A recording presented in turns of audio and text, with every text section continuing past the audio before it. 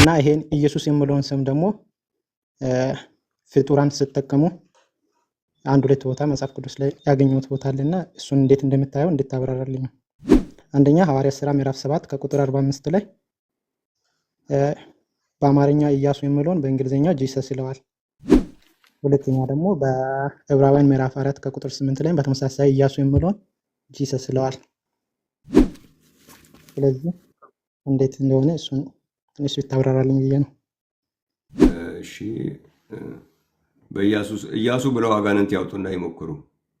ኢየሱስ በሚለው ስም ያለውን ጉልበት ኢያሱ ብለን እናገኛለን የሚሉ ይሞክሩትና ያው ሲያንቃቸው ይግባባሉ።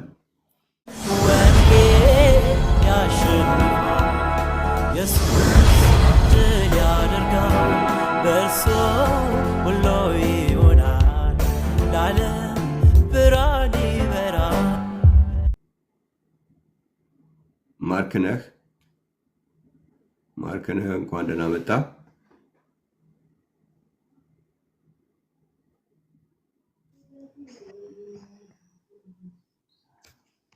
ይሰማል? እሺ፣ ቤኬ ስላገኘው ደስ ብሎኛል። እሺ፣ እግዚአብሔር ይመስገን። እኔ በስሙ ላይ ጥያቄ አለኝና ወንድም ነኝ፣ አንተም ተማሪ ነኝ። ጥያቄውን ጠይቄው ከታች ሆኜ መስማት እችላለሁ? እሺ፣ ብቻ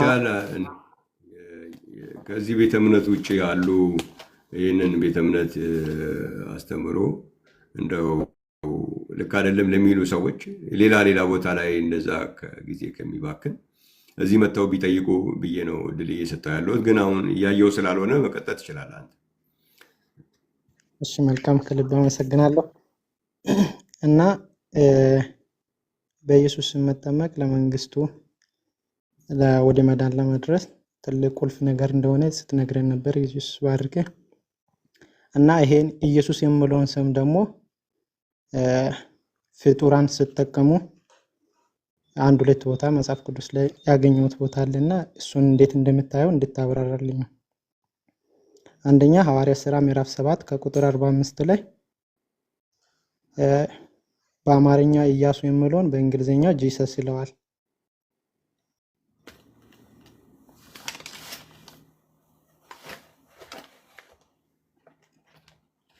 ሁለተኛ ደግሞ በዕብራውያን ምዕራፍ 4 ከቁጥር 8 ላይ በተመሳሳይ ኢያሱ የሚለውን ጂሰስ ይለዋል።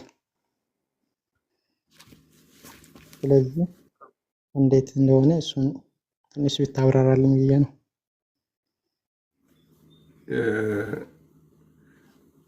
እሱ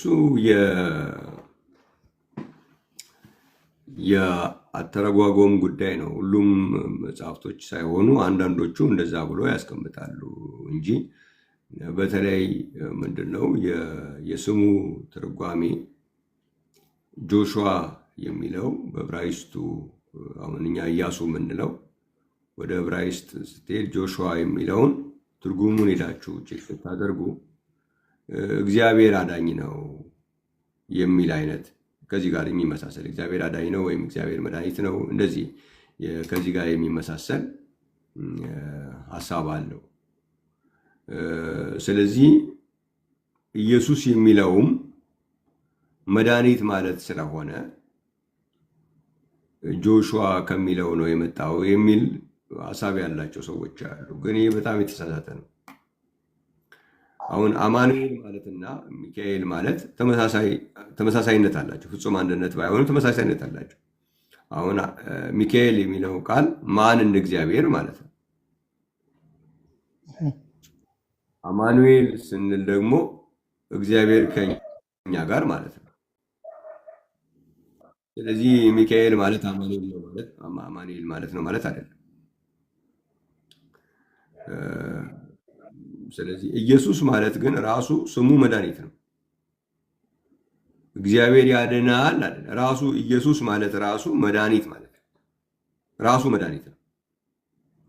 ኢያሱ የሚባለው ሰውዬ ግን እሱ ራሱ መድኃኒት አይደለም። የስሙ ትርጓሜ እግዚአብሔር አዳኝ ነው የሚል ትርጉም አለው እንጂ ኢያሱ መድኃኒት አይደለም። ስለዚህ አንድ አይደለም። እንደዛ ቢሆን ኖሮ ከስሞች ሁሉ በላይ የሆነ ስም ሊባል አይችልም። በሰማይ በምድር ከምድርም በታች ያሉት ሁሉ የሚንበረከኩለት ከስሞች ሁሉ በላይ የሆነ ስም መዳን በሌላ በማንም የለም እንድንበት ዘንድ የሚገባ ለሰዎች የተሰጠ ስም ከሰማይ በታች ሌላ የለም የተባለለት ስም ነው ኢየሱስ። ስለዚህ ይሄ ሌላው ደግሞ ምንድነው? ስም አይተረጎምም። አሁን በዕብራይስጥ ቋንቋ አዳኝ ማለት ስለሆነ ጆሹዋ ማለት እግዚአብሔር ያድናል ማለት ስለሆነ ኢየሱስ የሚለውን መድኃኒት ስለሆነ መቀየር ይችላል ማለት አይደለም። ስም አይተረጎምም። አዲስ ኪዳን የተጻፈው በግሪክ ነው። ስለዚህ የዕብራይስጥ ተናጋሪዎች ማድረግ የሚችሉት በግሪክ የተጻፈውን የአዲስ ኪዳን መጽሐፍ ወደ ዕብራይስጥ መቀየር ነው ያለው፣ መተርጎም ነው ያለባቸው። ሲተረጉሙ ግን ስምን ሊተረጉሙት አይችሉም። ስሙ እንዳለ ነው ማለት ኢየሱስ ነው ብሎ መጥራት ያለባቸው።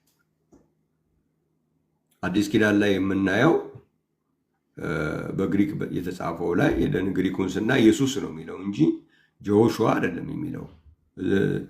ሕፃን ትወልጃለሽ፣ ከአንቺ የሚወለደው ቅዱሱ የእግዚአብሔር ልጅ ይባላል፣ ስሙንም ኢየሱስ ትይዋለሽ የሚልበት ቦታ ላይ ስሙን ጆሹዋ ትይዋለሽ አይልም። ወይም ያሆሹዋ ትይዋለሽ አይልም። ኢየሱስ ነው የሚለው ግሪኩም ቢሆን እንዲያው ከአማርኛችን ፕሮናንሴሽን ጋር በጣም ይቀራረባል። ኢየሱስ ነው የሚለው። ስለዚህ በዕብራይስጥ ተናጋሪዎችም ሌላውን ነገር ወደ ቋንቋቸው መተርገም ይችላሉ። ኢየሱስ የሚለው ጋር ሲደርሱ ግን ኢየሱስ ነው ማለት ያለባቸው እንጂ መድኃኒት የሚለው ቃል በእኛ ቋንቋ እንደዚህ ስለሆነ ብለው አሁን እኛም ኢየሱስ ስላልን ነው ማለት ነው። ምክንያቱም በእኛ ደግሞ አሁን በአማርኛ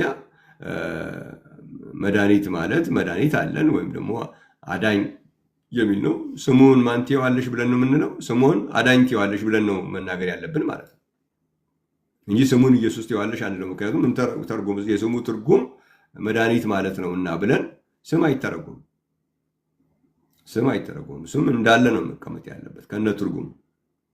አሁን የኔ ስም በረከት ነው። ስለዚህ አሁን እኔ ያለሁበት ሀገር ላይ ትርጉሙ ብለሲንግ ነውና ከዛሬ ጀምሮ አቶ ብለሲንግ እያሉ አይጠሩኝም። አሁንም እንደምንም አድርገው ተኮላትፈውም ቢሆን የሆነ ነገርም ጨማምረውም ቢሆን ያው በረከት ነው እንጂ ትርጉሙ ብለሲንግ ስለሆነ ስሙ ይቀየር ወደ ብለሲንግ ይቀየር ብለው አይቀይሩም። ስም እንዳለ ነው የሚቀመጠው። ስለዚህ ዕብራይስጡም ማድረግ ያለበት ያንን ነው። ኢየሱስ ብሎ ነው መቀጠል ያለበት። ትርጉሙን ደግሞ የስሙ ትርጉም ደግሞ መስጠት ይችላሉ፣ ያንን የቃሉን ትርጉም። ስለዚህ ያ ትክክል አይደለም። ትርጉም ሁልጊዜ ምንድን ነው የሚሆነው? ከዕብራይስጥ እና ከግሪክ ውጭ ያሉ መጽሐፍቶች በሙሉ ትርጉሞች ናቸው። በኩረ ጽሑፎቹ እነዚህ ናቸው። አንዳንድ አረማይክ ሊኖር ይችላል፣ አንድ ሁለት እንደዚህ በቁጥር። ከዛ ውጭ በሙሉ በግሪክና በዕብራይስጥ ነው ያለው። ከዛ ውጭ ያሉ ትርጉሞች ናቸው።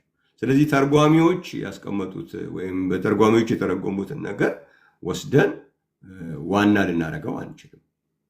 ስለዚህ ኢየሱስ ስሙ ኢየሱስ ነው። ጆሹዋ ማለት እግዚአብሔር አዳኝ ማለት ነው። ኢየሱስ ማለት ግን ራሱ አዳኝ ማለት ነው፣ መድኃኒት ማለት ነው። እግዚአብሔር ይመስገን። በዛ መልኩ ነው መታየት ያለበት።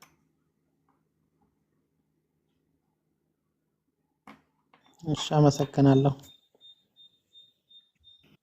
እሺ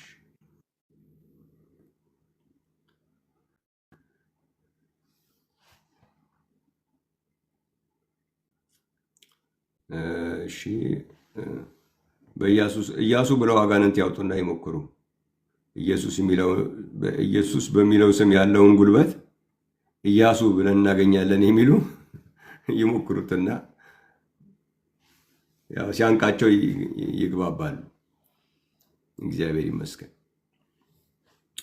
እሺ ሌላ ጥያቄ ያለው ወንጌል ያሸንፋል፣ ኢየሱስ ድል ያደርጋል፣ በእርሱ